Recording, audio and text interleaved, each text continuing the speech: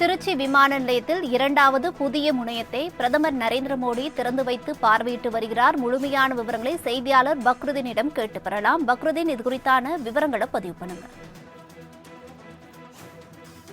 அதாவது திருச்சி பன்னாட்டு விமான நிலையத்தை மேம்படுத்தும் வகையில் 1100 கோடியில் புதிய முனையம் அமைக்கும் பணியினை கடந்த 2019ஆம் ஆண்டு பிப்ரவரி 10ஆம் தேதி பிரதமர் நரேந்திர மோடி அவர்கள் காணொலி காட்சி வாயிலாக தொடங்கி வைத்தார். இப்பணிகள் 2021ஆவது ஆண்டு செப்டம்பர் மாதத்துக்குள் முடித்து புதிய முனையத்தை செயல்படுத்த கொண்டு வர வேண்டும் என விமான நிலைய குழு ஆணையம் திட்டமிட்டிருந்தது. ஆனால் பல்வேறு காரணங்களால் அந்த பணிகள் இல்லை.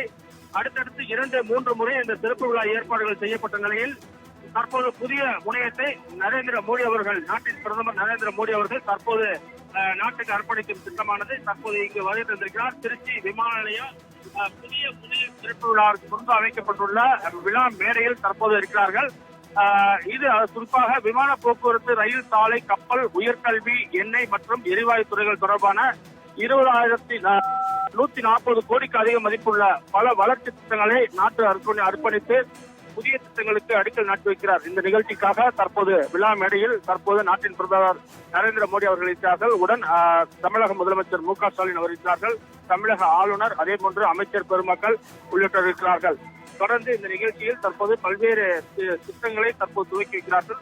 முதல் கட்டமாக தற்போது விழா மேடையில் நாட்டின் பிரதமர் நரேந்திர மோடி அவர்கள் இருக்கிறார்கள். அந்த காட்சியை பார்க்கிறோம்.